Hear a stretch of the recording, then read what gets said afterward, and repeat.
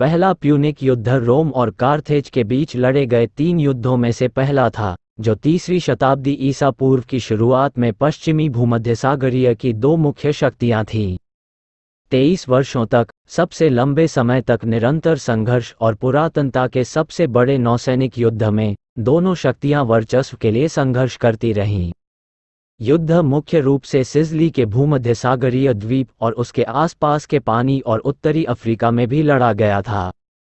दोनों पक्षों में भारी नुकसान के बाद कार्थाजिन हार गए। युद्ध 264 बीसी में शुरू हुआ जब रोमियों ने मेसाना, आधुनिक मेसिना, में सिसिली पर पैर जमाने का काम किया। रोमनों ने तब सिरेक्यूस पर दबाव डाला, जो द्वीप पर एकमात्र महत्वपूर्ण स्वतंत्र शक्ति थी, उनके साथ सहयोग करने के लिए, और कार्थेज के मुख्य आधार अग्गस में घेराबंदी की। एक बड़ी कार्थाजिन सेना ने 262 बीसी में घेराबंदी को उठाने का प्रयास किया, लेकिन अग्गस की लड़ाई में भारी हार गई। रोमनों ने तब कार्थागिनियों को चुनौती देने के लिए एक नौसेना का निर्माण किया और उपन्यास की रणनीति का उपयोग करके कई पराजयों का सामना किया। कॉर्सिका पर एक कार्थाजिनियन बेस को जब्त कर लिया गया, लेकिन सार्डिनिया पर हमला किया गया, निरस्त कर दिया गया था।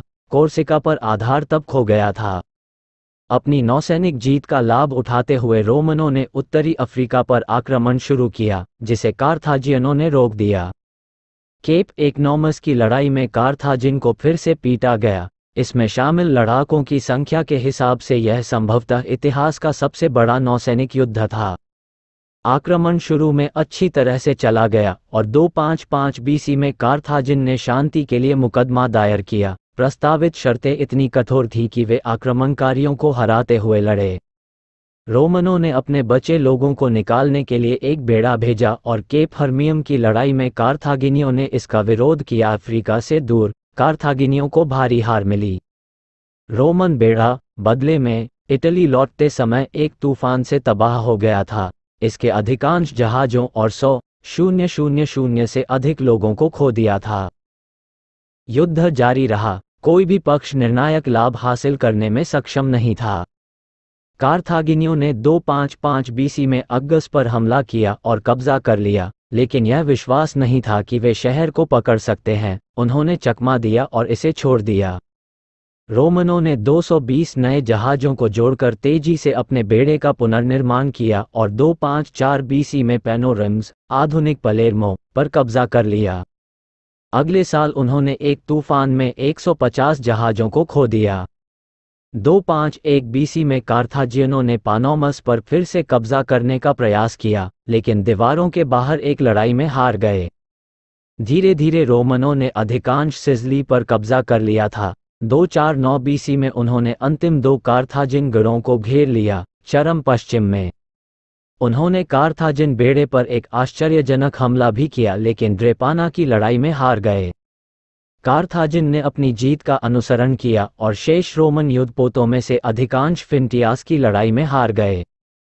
कई वर्षों के गतिरोध के बाद रोमनों ने 243 बीसी में अपने बेड़े को फिर से बनाया और कार्थाजिन गैरिनों को प्रभावी ढंग से अवरुद्ध कर दिया। कार्थेज ने एक बेड़े को इकट्ठा किया जिसने उन्हें राहत देने का प्रयास किया, लेकिन ये 241 बीसी में एगेट्स द्वीप समूह की लड़ाई में नष्ट हो गया, जिससे सिसिली पर कट ऑफ कार्टाजिनियन सैनिकों को शांति के लिए बातचीत करने के लिए मजबूर होना पड़ा। एक संधि हुई। इसकी शर्तों के अनुसार कार्थेज ने बड़ी क्षतिपूर्ति का भुगतान किया और सिसिली को एक रोमन प्रांत के रूप में कब्जा कर लिया गया। इसके बाद से रोम पश्चिमी भूमध्यसागरीय क्षेत्र में अग्रणी सैन्य शक्ति था और तेजी से भूमध्यसागरीय क्षेत्र एक पूरे के रूप में। युद्ध के दौरान 1000 गैलियों के निर्माण के अपार प्रयास ने 600 वर्षों तक रोम के समुद्री प्रभुत्व की नींव रखी। युद्ध के अंत ने कार्थाजिन साम्राज्य के भीतर एक प्रमुख लेकिन असफल विद्रोह को जन्म दिया। रोम और कार्थेज के बीच अनसुलझे सामरिक प्रतिस्पर्धा ने 218 बीसी में द्वितीय पूनिक युद्ध का विस्फोट किया।